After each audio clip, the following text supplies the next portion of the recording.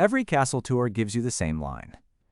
The guide points at the stone walls, says something about the good old days, and then, almost as a punchline, adds that medieval people barely bathed, and the whole place probably smelled like a barn. You laugh, you move on to the gift shop, and you walk away thinking the problem was the people. Here's what that tour never mentions. In 1204, a fully armed army spent 6 months failing to break into one of the most advanced fortresses ever built.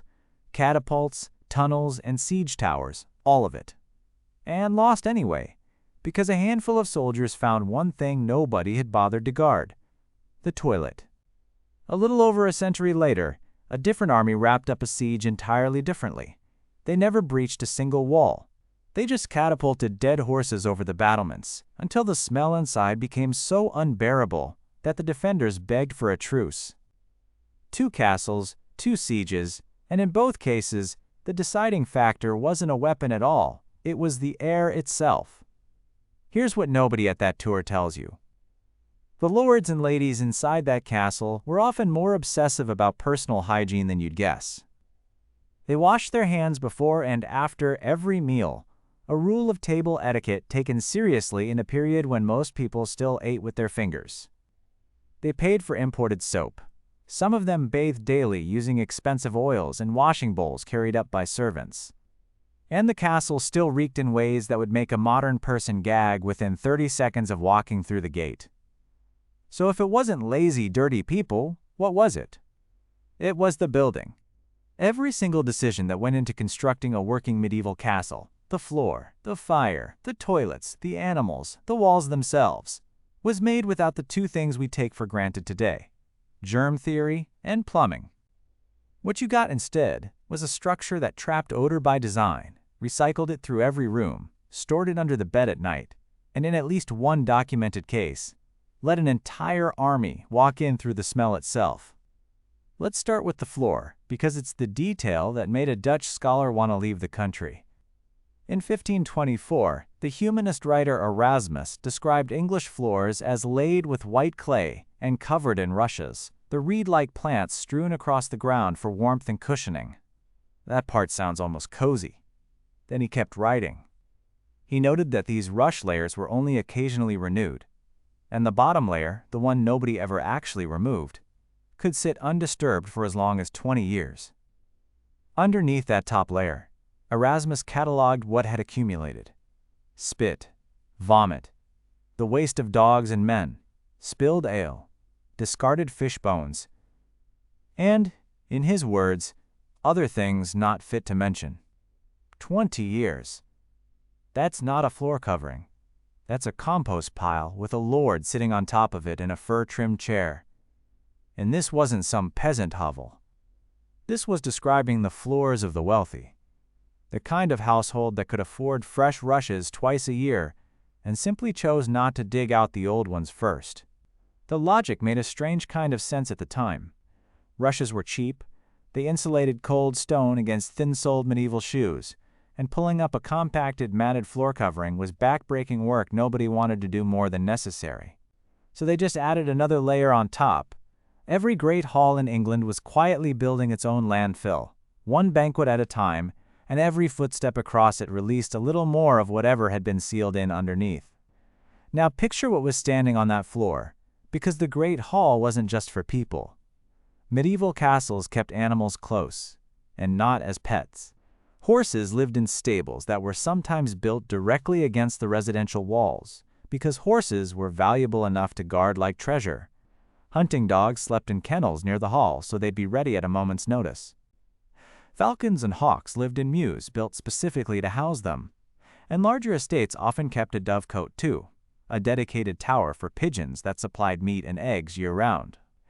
Out in the courtyard, pigs rooted through scraps and chickens wandered freely, because a castle needed to feed dozens or hundreds of people every single day, and that meant livestock lived where the people lived.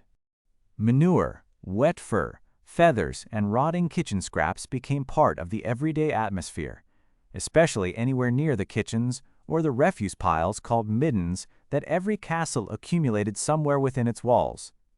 Then add fire and smoke to all of it, and finally, the part nobody wants to picture: what happened after everyone went to bed.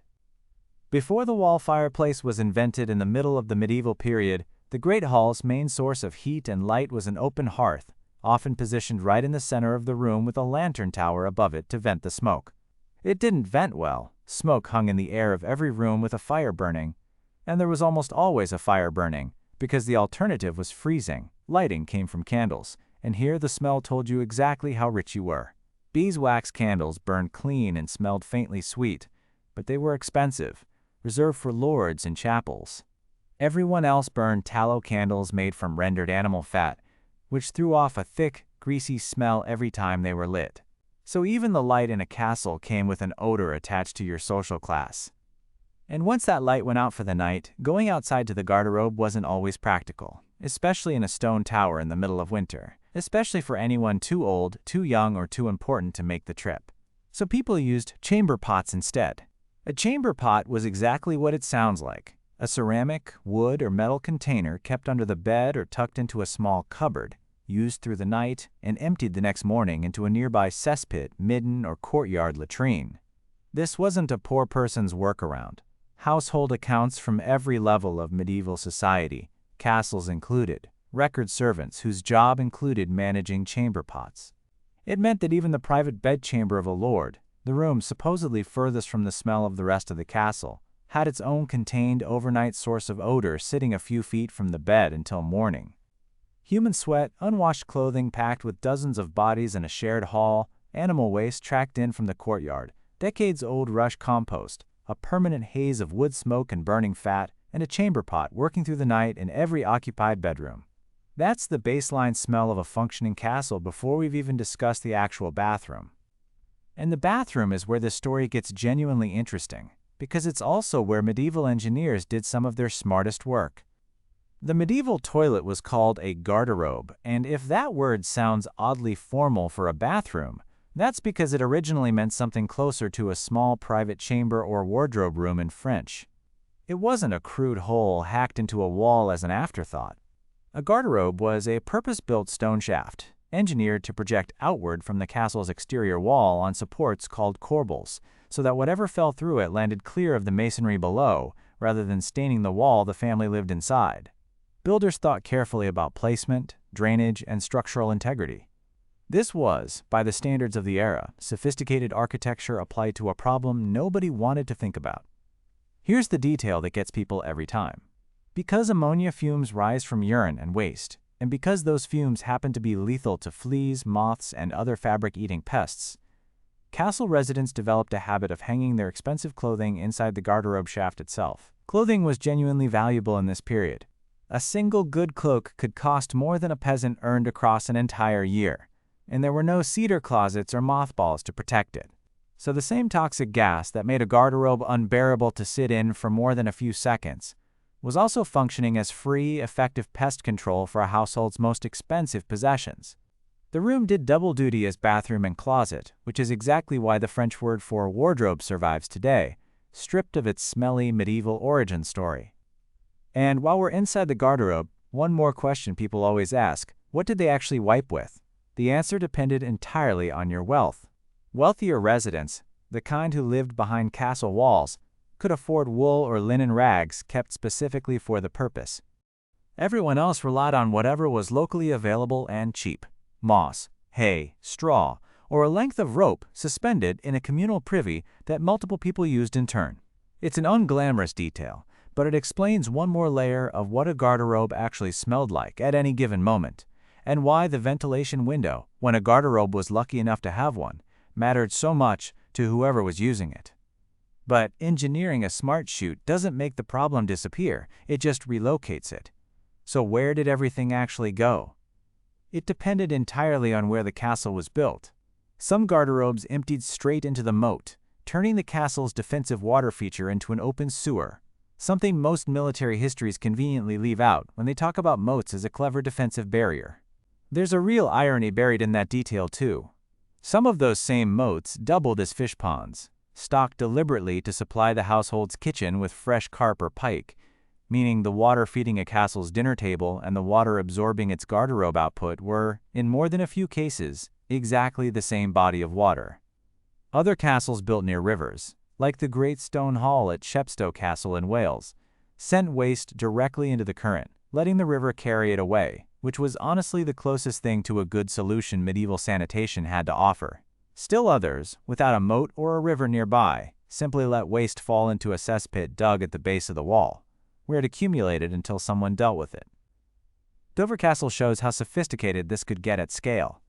Built in the second half of the 11th century, Dover ran multiple tiers of garderobes stacked up the outer wall, all engineered to drain down into a single collection cesspit at the base of the keep. That's a genuinely impressive piece of vertical plumbing for its era, built centuries before anyone understood what germs were or why sewage made people sick. The problem was never a lack of ingenuity. The problem was that even the best medieval engineering still ended with a giant open pit of human waste sitting at the foundation of the building everyone lived in. And someone had to empty that pit. That job fell to the gong farmers, and their story deserves more attention than the one line they usually get in castle documentaries. The word gong comes from Old English, referring to both the act of going to relieve oneself and the place where it happened. Gong farmers worked exclusively at night, typically starting around 9 in the evening and finishing before 5 in the morning, timed specifically to avoid the smell disturbing anyone during waking hours, and some even announced their presence with a drum so residents knew to stay clear. A team of 3 or 4 men would climb down into a cesspit using ladders or ropes, one shoveling solid waste into buckets with long-handled tools that sometimes stretched up to 12 feet for the deepest pits, another hauling those buckets up, the rest loading everything onto carts bound for fields outside the castle or town, where it would be sold as fertilizer. Some crews even brought young boys along specifically because their smaller bodies could maneuver through the tightest chutes and access points that grown men couldn't fit through. This was dangerous, genuinely lethal work. Decomposing human waste releases methane and hydrogen sulfide, gases that could render a worker unconscious within seconds and cause death by asphyxiation or drowning in the pit itself. London's own coroner records from the 14th century describe exactly that happening to a man named Thomas White, who suffocated while cleaning a cesspit beneath a church. And yet the pay made it worth the risk to plenty of men. A skilled gong farmer in 14th century London could earn roughly 4 shillings for a single night's work, at a time when most laborers made around 3 pence a day. Do that math across even a few nights a week, and a gong farmer could out-earn a master carpenter or a minor member of the clergy. Occasionally they even kept whatever valuables they found accidentally dropped into the pit.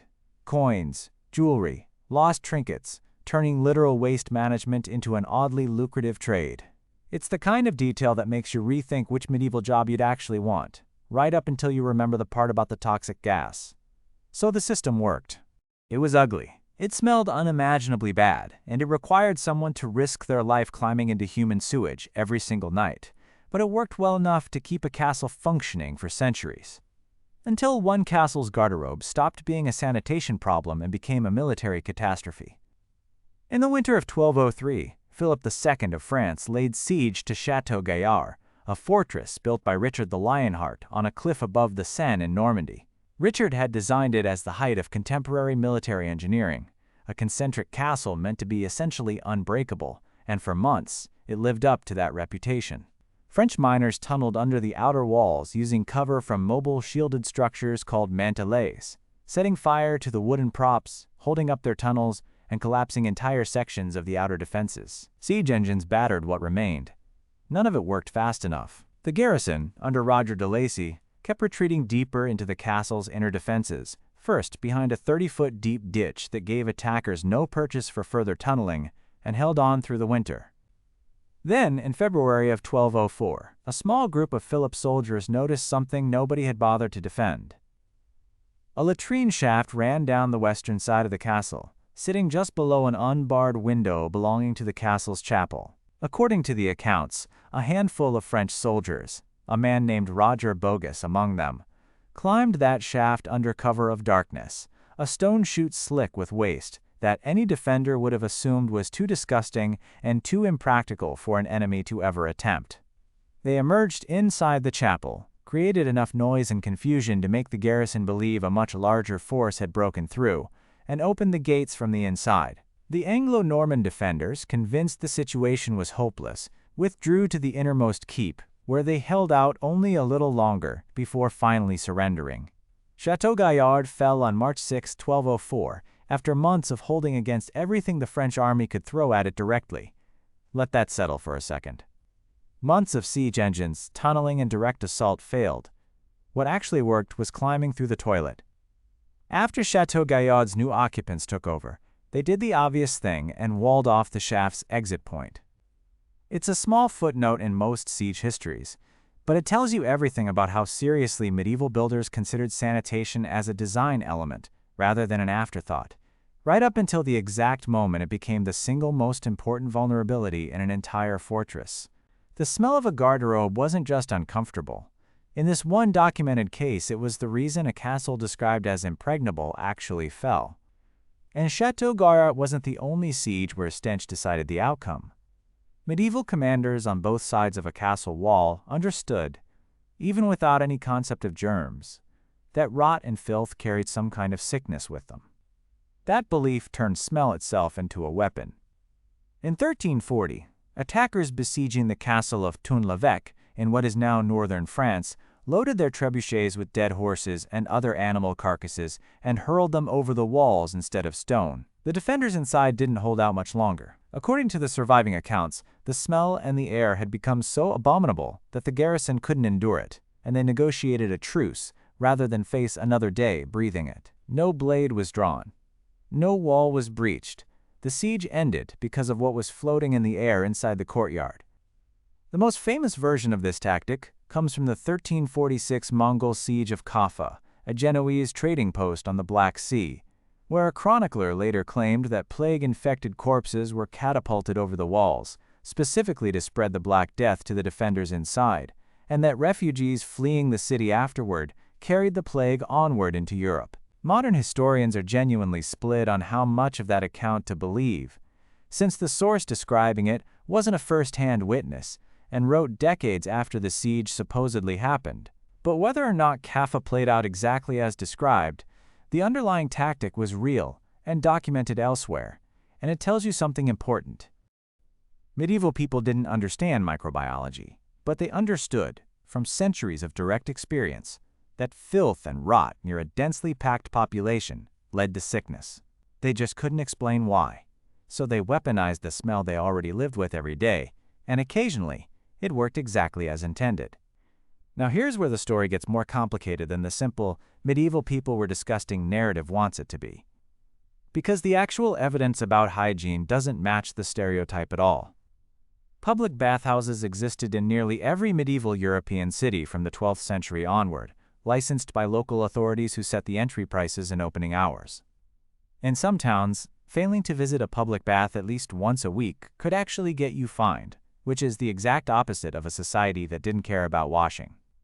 These bathhouses were social spaces, as much as hygiene spaces, places where people gossiped, played games, ate, and drank while soaking. Essentially, the medieval version of going out for the evening. Soap was a real commodity, with a real market, ranging from cheaper animal fat versions in Northern Europe to the more prized olive oil-based Castile soap imported from the south. Wealthier households, the kind who lived in castles, could afford daily hand washing, imported scented oils, and enough hot water carried up by servants to bathe far more often than most people assume, sometimes twice a day for the lord and lady of the house. Cluny Abbey in France offers one of the clearest pieces of physical evidence for how seriously some medieval institutions took sanitation. Its latrine block contained 45 individual cubicles, each with its own window for ventilation, all draining into channels fed by a diverted stream specifically engineered to flush waste away continuously, and the abbey even maintained a bathhouse with a dozen separate tubs. Compare that to London during roughly the same era, where the entire city relied on somewhere around 16 public toilets to serve a population of 30,000 people, and Cluny's monks were living in genuinely advanced sanitary conditions by any medieval standard. So why did anyone ever believe medieval people just didn't bother? Part of the answer is that hygiene habits actually did get worse at one specific point in the medieval timeline, and that shift is where a lot of the modern stereotype quietly comes from. By the 14th century, the Black Death reshaped how Europeans thought about their own bodies. Some physicians and ordinary people came to believe that hot water opened the pores of the skin and made a person more vulnerable to plague, letting bad air, or miasma, seep directly into the body. Bathing, which had been a normal weekly or even daily habit for centuries, started to look dangerous rather than healthy in the eyes of a population terrified of an invisible killer. Public bathhouses that had operated for generations began closing across parts of Europe. In their place came perfumed masks, pomanders stuffed with cloves and herbs, and the practice of fumigating entire rooms by burning dried herbs, an attempt to cleanse the air itself rather than the body. So the dirty medieval person that shows up in every stereotype isn't really describing the whole Middle Ages at all.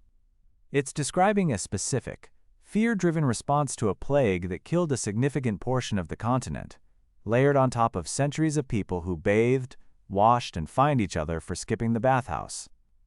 And this is really the twist at the center of the whole story. It's not that medieval people neglected hygiene. It's that even genuine, sustained effort couldn't overcome the two things they had no way of knowing about. The first was disease transmission. Nobody in medieval Europe understood that contaminated water and waste actually spread illness at a biological level. That connection between sewage and disease wasn't formally established until the 18th and 19th centuries, centuries after these castles were built and abandoned. So even a well-designed garderobe system, one draining carefully into a moat or a diverted stream, was still routinely contaminating water sources that people drank from, bathed in, or lived beside, without anyone understanding why illness kept spreading through close quarters. Dysentery and other waterborne diseases moved through crowded castle populations constantly, not because people were careless, but because the actual mechanism of infection was invisible to everyone alive at the time. We actually know a surprising amount of detail about this today because of what modern archaeologists find when they excavate a medieval cesspit. The sediment inside these pits, preserved for centuries in low oxygen, waterlogged conditions, still contains identifiable parasite eggs, whipworm and roundworm among the most common, along with fruit seeds, fish bones, broken pottery, and even lost personal items like pins and coins. It's an oddly complete time capsule of exactly what people ate, what parasites they carried, and how contaminated their daily environment actually was, all preserved by the very waste system that made their lives smell so bad in the first place. This isn't just guesswork built from old letters and ruined walls, either. In recent years, European researchers working on a project called Odors have started building a digital library of historical scents, using artificial intelligence to search hundreds of thousands of paintings, documents, and books for descriptions and depictions of smell, then working with chemists and perfumers to physically reconstruct some of those scents for museum exhibits. Most of that specific project focuses on the centuries after the Middle Ages, from around 1600 onward, but it reflects a growing academic seriousness about smell as a real, recoverable piece of history rather than a throwaway detail. Combine that kind of modern scent reconstruction with the physical evidence sitting in a medieval cesspit, and historians today can build a genuinely accurate picture of what a castle smelled like on any given afternoon, not just a vague guess dressed up as fact. The second constraint was simply architectural. You cannot separate dozens or hundreds of people from a limited number of hearths, kitchens, and toilet shafts inside a single stone structure without modern plumbing, ventilation, and heating technology. A castle wasn't one household. It was closer to a small, self-contained town packed inside a defensive perimeter. And every function of that town, cooking, sleeping, worship, storage, and waste, had to share overlapping air and stone. That overlap wasn't distributed evenly, though. This wasn't one uniform smell experienced identically by everyone inside the walls. It tracked social class almost exactly. A lord or lady had access to a solar, a smaller private chamber, specifically designed to give the senior members of the household somewhere away from the noise, crowding, and smell of the Great Hall. Servants, by contrast, often slept in rooms directly above the kitchen, which sounds unpleasant, until you consider that proximity to the kitchen fires also made those rooms some of the warmest in the entire castle during winter. As castles evolved through the medieval period, kitchens themselves increasingly moved into separate wings, or even standalone buildings entirely, specifically to keep cooking smoke and food odor away from the residential quarters where the family actually lived. That single architectural shift tells you how much thought went into managing smell wherever the builders had the resources and space to do it. And it wasn't uniform across regions either. A noblewoman in a French chateau with a reliable water supply and a large household staff likely had access to more frequent bathing than a similarly ranked resident of a smaller, more remote Scottish fortress with fewer servants and colder, harder access to fuel and hot water. Wealth bought you distance from the smell. It never bought you an escape from it entirely. Which brings us back to that castle tour guide and the punchline about filthy medieval people. It's not that the guide is lying exactly. It's that the explanation is aimed at the wrong target entirely. The smell of a medieval castle wasn't a character flaw belonging to the people who lived there. It was the predictable output of a closed stone system running open fires, livestock, communal sleeping quarters, chamber pots, and human waste disposal through the same set of walls, built by people who genuinely tried to manage all of it, as well as their era's technology allowed. They engineered clever waste chutes. They built dedicated latrine blocks with their own ventilation. They fined citizens for skipping the bathhouse. They still ended up living inside a smell so specific, so architectural, that historians and archaeologists today can reconstruct almost exactly which room you were standing in, just from what would have been hitting your nose, or what got left behind in the sediment underneath it. And in at least one castle, on one night in February of 1204, that same smell was the exact reason an entire garrison lost a war. So the next time you hear that medieval people simply didn't know how to be clean, remember Cluny's 45 ventilated latrines. Remember the gong farmers risking their lives every night for pay that out-earned a master carpenter?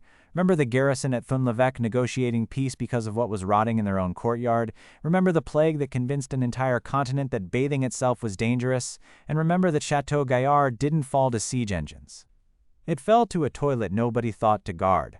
That's really the whole story compressed into one building. A castle wasn't a fairy tale set piece with clean stone and waving banners. It was a working machine, built by people who understood exactly what they were up against, and did everything the technology of their era allowed to manage it. They just happened to be working centuries before anyone could explain why any of it mattered biologically. Good intentions built the garderobe. Good intentions built Cluny's 45 cubicles. Good intentions fined an entire town for skipping the bathhouse. None of it was enough. Not because the effort was missing, but because the knowledge to finish the job wouldn't exist for another 500 years.